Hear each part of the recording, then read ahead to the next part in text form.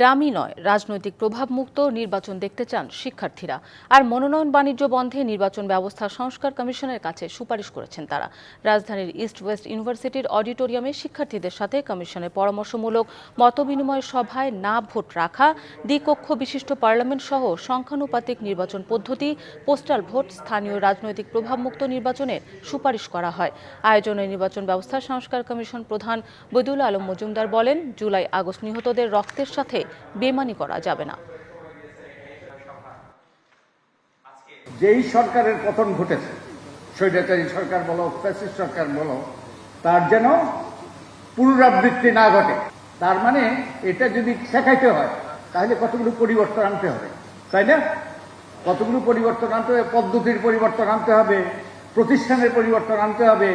যেইভাবে নির্বাচন হচ্ছে, যেইভাবে রাষ্ট্র পরিচালিত হয়, সেক্ষেত্রে কিছু কিছু পরিবর্তন আনতে হবে। তাই সংস্কারের প্রয়োজন।